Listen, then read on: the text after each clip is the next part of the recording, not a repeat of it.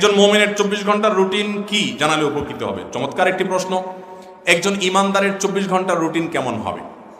ইমানদার ভোরে ফজরের ওয়াক্ত হলে, আজান হলে ঘুম থেকে উঠে ওযু করে সুন্দর করে, পুরুষ হলে জামাতের সাথে গিয়ে, মহিলা হলে বাসায় নামাজ পড়বেন খুব ধীরস্থিরতার সাথে, সুন্দর সাথে।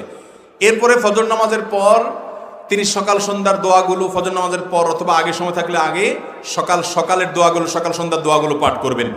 সুযোগ থাকলে সূর্য ওঠার 15-20 মিনিট পর 2 রাকাত ইশরাক পড়বেন। এরপর তার কাজে কামে তিনি বের হয়ে যাবেন। সকালে ঘুমানোটা এটা আমাদের জন্য স্বাস্থ্যগত দিক থেকে উপকারী বিষয় নয়, আর কোরআন হাদিসের দৃষ্টিতে প্রশংসনীয় কোনো বিষয় নয়। এরপরে কাজে কামে বের হবেন আল্লাহর নামে, বের হয়ে হালাল উপার্জন করবেন, হারাম উপার্জন করবেন না। কান দ্বারা হারাম জিনিস শুনবেন না, চোখ দ্বারা হারাম জিনিস দেখবেন না। চোখের হেফাজত করে হালাল উপার্জন করে জোহর ওয়াক্ত হলে আজান দিলে মসজিদে এসে পুরুষরা, মহিলারা নিজ জায়গাতে কাজ সালাত আদায় করে নেবেন ফরজ। এরপরে 5 ওয়াক্ত নামাজ পরবর্তী দোয়া দরুদগুলো পড়ে মসজিদ থেকে বের হয়ে যাবেন। আল্লাহ বলেছেন ওয়াইদা ফাইদা কুদিয়াতিস সালাহ ফান্তাশিরু ফিল আরদ, নামাজ শেষ হয়ে গেছে জমিনে বাইরে পড়ো, ওয়াবতাগু মিন ফাদলিল্লাহ, আল্লাহর করুণা তালাশ করো। এরপরে যে আপনি আবার জোহর পর্যন্ত প্রয়োজন হলে উপার্জন করবেন, প্রয়োজন না থাকলে বাসায় ফিরে আসবেন। এবং দুপুরে কায়রুলা করা সুন্নাত, সেই কায়রুলা আপনি শেষ করলেন, জোহর পড়লেন, এরপরে আপনি দুপুরের পর আবার কাজ কাম করলেন, আবার আসর ওয়াক্ত আদায় করলেন। আসর টু মাগরিব সকাল সন্ধ্যার দোয়াগুলো পড়েন, না হলে মাগরিব পরে পড়েন। মাগরিবের সালাত পড়ে এশার আগে আগে খেয়ে ফেলেন। এটা একটা গুরুত্বপূর্ণ ব্যাপার। খানা, রাতের খানা কখন খাওয়া উত্তম? এশার আগে আগে। কিন্তু এশার আগে খানা আমরা খাওয়ার কথা কল্পনাও করি না।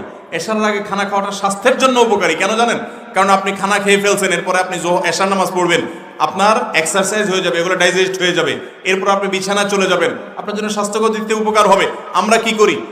এশার নামাজ পড়ে যে ভূতের মতো টেলিভিশনের সামনে রিমোট নিয়ে বসি, আধা ঘন্টা, 1 ঘন্টা, 2 ঘন্টা টক শো, মিষ্টি শো, নাটক, সিনেমা, আউল ফাউল এসব করে টোরে এরপরে কয়টা খায় দপ করে আমরা শুয়ে পড়ি বিছানায়। সব আমরা স্থূল হয়ে যাচ্ছি। এটা স্বাস্থ্যের জন্য ভালো কিছু না। আর এশার আগে কথাবার্তা, খাওয়া দাওয়া সব শেষ করে এশার পরে দ্রুত শুয়ে পড়া, এই জিনিসটা তো সমাজ থেকে একেবারে হারায় গেছে।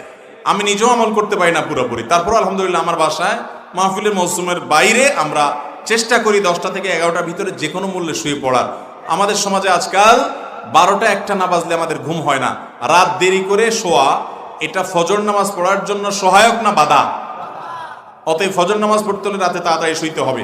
এছাড়া আমরা জানি এখন সায়েন্টিফিকলি এটা প্রমাণিত, রাতের প্রথম অংশ 10টা থেকে 2টা পর্যন্ত এই টাইমের ঘুমটা মানুষের স্বাস্থ্যের জন্য অনেক ভালো। এতে মানুষের ইমিউন সিস্টেমটা অনেক স্ট্রং হয়, রোগ প্রতিরোধ ক্ষমতা বৃদ্ধি পায়। করোনা যখন আসছে কত কিছু যে আমরা